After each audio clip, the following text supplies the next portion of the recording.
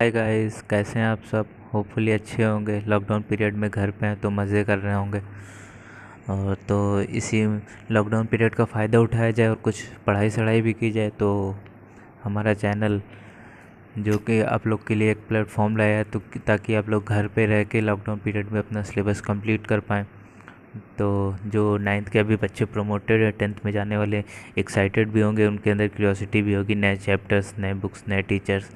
तो क्यों ना अभी सो क्यूरियोसिटी को थोड़ा और बढ़ाया जाए और कुछ टर्म्स कंडीशन याद कर लिया जाए, सो दैट कि आपका अच्छे क्लास में अच्छा रुतबा बना रहे। तो इसी क्रम में हम लोग, हमारा जो पहला चैप्टर है केमिकल रिएक्शन एंड इक्वेशन। तो जैसा कि ये फर्स्ट चैप्टर है साइंस का, सीबीएसई का। तो हम लोग सारे चैप्टर साइंस के कंप्लीट करेंगे कुछ ही दिनों में। और ये चैप्टर वर्ड बाय वर्ड नहीं होगा, लेकिन इस वीडियो में पूरा चैप्टर का निचोड़ होगा, सो दैट आपके कम टाइम में पूरा चैप्टर कंप्लीट हो जाए। तो चलते हैं फिर आगे। तो फिर शुरू करते हैं केमिकल रिएक्शन एंड इक्वेशन। तो पहले तो दो टर्म हम लोग को अच्छे से क्लियर कर लेना है। केमिकल रिएक्शन क्या होता है और केमिकल इक्वेशन क्या होता है। तो केमिकल रिएक्शन जो होता है बेसिकली, जब एक या दो या मोर देन टू रिएक्टेंट मिल के या डिफ्यूज़ होके दो या एक या दो से ज़्यादा प्रोडक्ट्स बनाए, तो उसको हम केमिकल रिएक्शन बोलते हैं, जो कि केमिकली हो। और दूसरा वर्ड है जो केमिकल इक्वेशन। जब हम यही केमिकल रिएक्शन को जब on paper with the help of symbols and science arrow हम यूज़ करके पेपर पे लिख देते हैं, तो उसको हम बोलते हैं केमिकल इक्वेशन। तो ये दो टर्म क्लियर हो गए, बढ़ते हैं आगे। तो इस चैप्टर का जो मेन दो चीज़ें हैं वो फिज़िकल चेंज और दो है केमिकल चेंज। तो फिज़िकल चेंज क्या होता है बेसिकली, जो कि इरिवर्सिबल होता है। तो एक बार जब चेंजेस हो जाते हैं तो दोबारा रिफॉर्म नहीं होते हैं। तो इसके फिज़िकल प्रॉपर्टीज़ जो है मेल्टिंग, बॉइलिंग, कंडेंसेशन। और एक चीज़ नोट कर लेना, no change occur in the identity of the substance. तो जो सब्सटेंस होता है उसकी आइडेंटिटी चेंज नहीं होती है, वो throughout the reaction same रहता है। तो और दूसरा वर्ड जो है केमिकल केमिकल चेंज। तो केमिकल चेंज में होता क्या है, atoms in the reactants are rearrange to form one or more different substances. ओ मतलब इसमें एक रिएक्टेंट जो होता है रीअरेंज होके दूसरे सब्सटेंस में डिफॉर्म होता है। और इसमें जो जो दूसरा पॉइंट है, old bonds are broken, new bonds are formed. इसमें जो केमिकल बॉन्ड्स रहते हैं वो कभी ब्रोक करते हैं और न्यू बॉन्ड्स भी फॉर्म होते हैं, और कभी दो फॉर्म दो फॉर्म से एक फॉर्म से दूसरे फॉर्म में चेंज होता है। तो थर्ड पॉइंट जो है, reactant loss their properties to form product of different properties. और जो तीसरी पॉइंट है, रिएक्टेंट जो होते हैं वो अपनी प्रॉपर्टी, कुछ प्रॉपर्टी को लॉस कर देते हैं। जैसे सॉलिड है तो केमिकल चेंज में कभी गैस बन सकता है, कभी लिक्विड बन सकता है, कभी सॉलिड गैस से लिक्विड बन सकता है। इसमें कई प्रॉपर्टीज़ चेंज हो जाती हैं। तो जैसा एक एग्जांपल दिया गया है, 2Fe+3O2 जल के मिल के बना है Fe2O3, जो कि रेस्ट हो गया। तो यहाँ आयरन ऑक्सीजन फेरिक ऑक्साइड बन जाता है।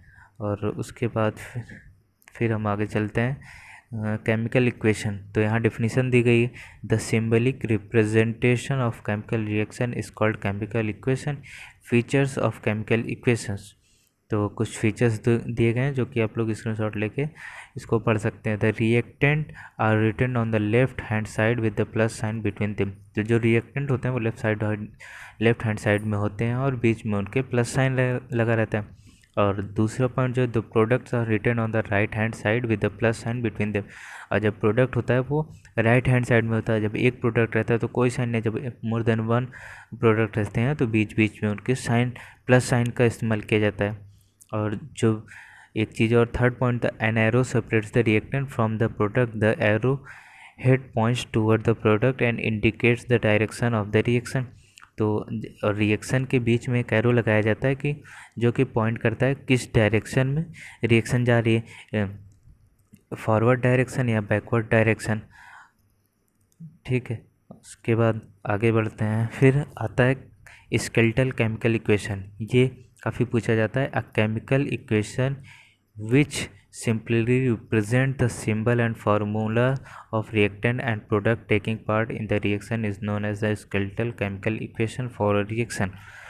तो जैसे हाइड्रोजन प्लस ऑक्सीजन मिलके जो H2O2 बनाते हैं, वाटर बनाते हैं, लेकिन यहाँ जो हम लोग स्केल्टन जब सिस्टम यूज़ करते हैं तो हाइड्रोजन का H फॉर्म लिखते हैं और ऑक्सीजन का O2, ये मिला के H2O बनाता है। तो यहाँ स्केल्टल शॉर्ट फॉर्म में लिखता है तो उसको बोलते हैं स्केल्टल केमिकल इक्वेशन। और उसके बाद जैसे एक एग्जांपल दिएगा for the burning of magnesium in the air, तो यह Mg+O2 MgO is the skeletal equation. उसके बाद एक दो टर्म अच्छे से क्लियर कर लेना है, balanced chemical equation and unbalanced chemical equation. तो जो बैलेंस्ड इक्वेशन होती है, a balanced equation is a chemical equation in which number of atoms of each element is equal on both side of the equation, that is the number of atoms of an element on reactant side is equal to the number of atoms of that element on the product side। तो balance equation basically होता क्या है, इसमें कहने का मतलब ये होता है कि जितने मोल ऑफ एटम रिएक्टेंट में हो उतने मोल ऑफ एटम जब प्रोडक्ट में हो, तो जब दोनों इक्वल अमाउंट में हो तो उनको हम बैलेंस इक्वेशन बोलते हैं। और अनलाइक जो अनबैलेंस इक्वेशन होता है उसमें जितने मोल ऑफ रिएक्टेंट में होते हैं उतने मोल प्रोडक्ट में ना होके दोनों में कुछ डिफरेंस रहता है, तो उसको अनबैलेंस्ड इक्वेशन बोलते हैं। और इस चैप्टर के कुछ आइडेंटिफिकेशंस हैं जो आप लोग को पढ़ना है। तो पहला है combustion reaction, combination reaction, decomposition reaction, displacement reaction, double displacement reaction. तो कंबशन रिएक्शन में होता क्या है एक्चुअली, Ab+O2, AB दो एलिमेंट हैं, उसके बाद oxides of A and B दोनों का ऑक्साइड बनता है, oxides of A and oxide of B। और कॉम्बिनेशन रिएक्शन में होता क्या है, दो रिएक्टेंट मिलके एक प्रोडक्ट बनाते हैं और या एक से ज़्यादा प्रोडक्ट बनाते हैं। और डिकम्पोजिशन रिएक्शन में होता क्या है, एक प्रोडक्ट स्प्लिट होके HV रेस से या थर्मल रेस से होके एक या दो या तीन प्रोडक्ट बनाते हैं, तो उसको डिकम्पोजिशन रिएक्शन बोलते हैं। और डिस्प्लेसमेंट रिएक्शन होता क्या है, जब जैसे यहाँ देखा जाता है A+BC एक्वस में होता है, तो यहाँ जो प्रोडक्ट जो बन रहा है AC+B, यहाँ जो B है जो C है वो रिप्लेस कर गया, और A को छोड़ यहाँ से B को छोड़कर यहाँ A के साथ अटैच हो गया, तो ये डिस्प्लेसमेंट हो गया। इसी तरह डबल डिस्प्लेसमेंट रिएक्शन जो होता है AB+CD जैसे है, तो उसके बाद जो प्रोडक्ट बना तो ए के साथ डी अटैच हो गया और सी के बाद बी, मतलब एक साथ दो डिस्प्लेसमेंट हुए, तो इधर डबल डिस्प्लेसमेंट रिएक्शन हो गया। तो जो अभी पढ़े उसका सबका डेफिनेशन एग्जांपल के साथ, एक कॉम्बिनेशन 2 और more reactant combines to form a single product, 2Mg+O2 MgO magnesium oxygen, magnesium oxide white ash के फॉर्म में जो बेसिक रहता है, और ये turn red litmus to blue. उसके बाद दूसरा आ गया decomposition reaction, a single compound decompose और ब्रेक डाउन टू गिव 2 और मोर सिंपलर सब्सटेंसेस। मतलब यहाँ एक रिएक्टेंट से थर्मल हीट से या कोई HV रेस से या हीट देने से 2 या 3 प्रोडक्ट्स फॉर्म होते हैं, तो उसको हम डिकम्पोजिशन रिएक्शन बोलते हैं। उसके बाद डिस्प्लेसमेंट रिएक्शन हो गया, a more reactive elements displace less reactive element from its aqueous salt solution. तो जैसे एग्जांपल दिया है Fe+ZnSO4 और FeSO4+Zn कलरलेस। तो यहाँ जो है Zn लेस रिएक्टिव है और Fe फेरस जो है मोर रिएक्टिव है, तो यहाँ Zn को रिप्लेस करके FeSO4 आ गया, तो ये सिंगल डिस्प्लेसमेंट रिएक्शन हो गया। और उसी के साथ फिर डबल डिस्प्लेसमेंट रिएक्शन आ जाता है। तो डबल डिस्प्लेसमेंट रिएक्शन में होता क्या है, aqueous solution of twice ionic compound react by exchange of their ion is called double displacement reaction. Example दिया है BaCl2 + Na2SO4, जो कि बन गया BaSO4 2NaCl।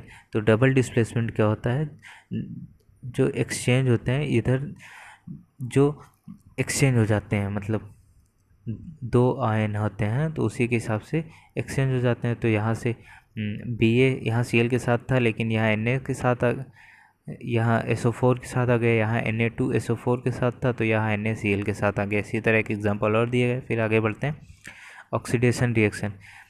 तो in oxidation reaction addition of oxygen और रिमूवल ऑफ हाइड्रोजन और loss of electron takes place.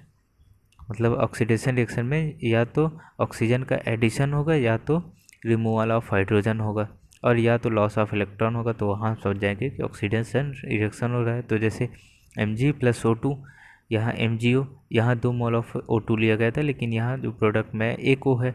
तो यहाँ से समझा जा सकता है कि यहाँ Mg के साथ O2 अटैच हो गया तो MgO बन गया, 2MgO।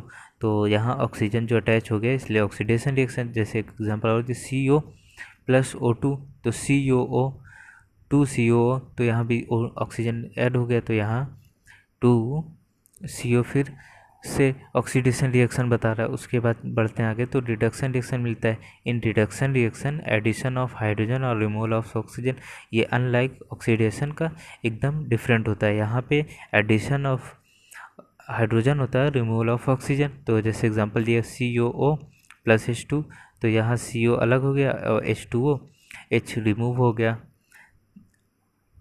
H के साथ यहाँ ऑक्सीजन जुड़ गया, तो यहाँ हो गया रिडक्शन रिएक्शन। और आगे बढ़ते हैं, तो रिडॉक्स रिएक्शन। तो रिडॉक्स रिएक्शन होता क्या है, जब ऑक्सीडेशन रिएक्शन और रिडक्शन रिएक्शन दोनों एक ही रिएक्शन में हो तो उसको हम लोग बोलते हैं रिडॉक्स रिएक्शन। तो रीड मतलब रिडक्शन का, और OX ऑक्सीडेशन का, तो बन गया redox reaction. The reaction involves both oxidation and reduction simultaneously. Example दिया CO+H2, तो ये बन गया CO+H2O। उसके बाद पढ़ते हैं exothermic reaction. Reaction in which heat is evolve C+O2, CO2 यहाँ हीट निकलती है। और एक होता है एंडोथर्मिक रिएक्शन। एंडोथर्मिक रिएक्शन क्या होता है, एंडोथर्मिक रिएक्शन में हीट देना पड़ता है। जैसे डिकम्पोजिशन रिएक्शन के लिए एंडोथर्मिक रिएक्शन की ज़रूरत होती है, क्योंकि उसमें हीट HV रेस या हीट कुछ देना पड़ता है, सो दैट कि वो स्प्लिट होके डिफॉर्म हो। और फिर आगे बढ़ते हैं, तो इसी क्रम में मिलता है हमको neutralization reaction. When an acidic and base react together to form salt and water, HCl, salt and water, तो उसको हम न्यूट्रलाइजेशन बोलते हैं। मतलब कि यहाँ जो एसिड और बेस रिएक्ट करे सो दैट कि इक्वेशन न्यूट्रलाइज हो जाए, तो उसको हम बोलते हैं न्यूट्रलाइजेशन रिएक्शन। जैसे एग्जांपल दिया HCl+NaOH, तो ये बन गया H2O+NaCl। यहाँ ये न्यूट्रलाइज कर गया, एक HCl एसिड हो गया, NaOH बेस हो गया, तो यहाँ दोनों मिलके H2O+NaCl एक साल्ट बन गया NaCl, और H2O रिमूव हो गया।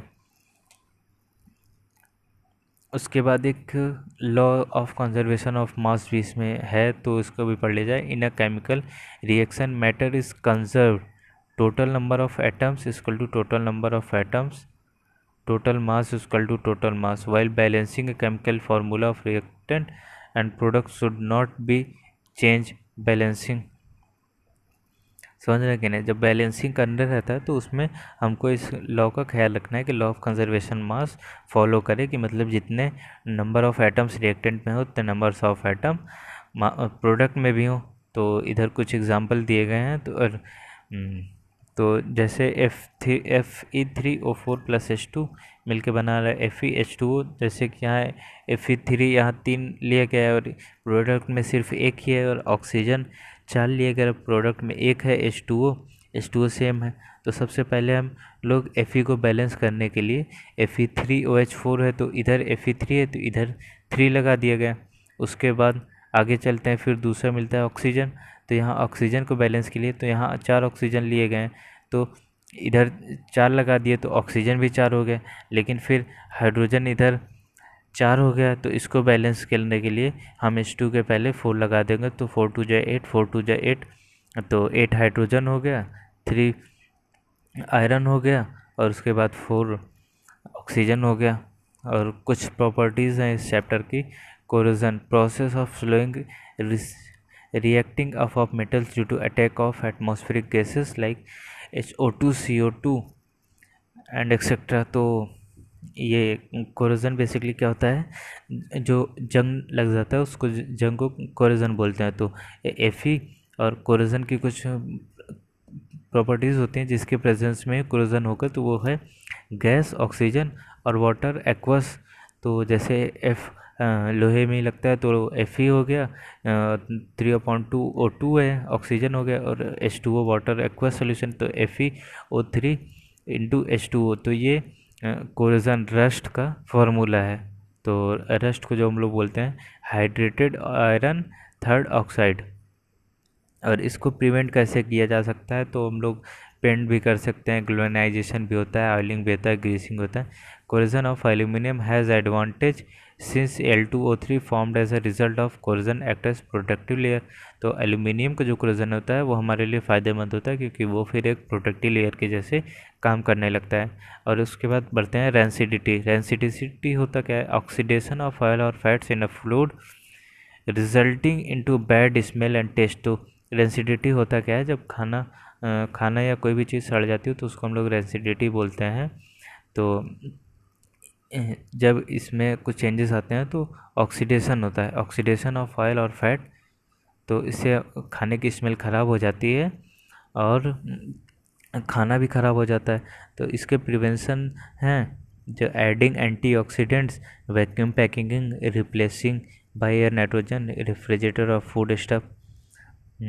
उम्मीद करते हैं आपको ये चैप्टर पसंद आया होगा, और हमारे चैप्टर को सब्सक्राइब करें, लाइक करें और शेयर करें, ताकि हम आगे भी आपको मोटिवेटेड रहें और आपके लिए नए नए वीडियोस बनाते रहें। होपफुली। Good bye.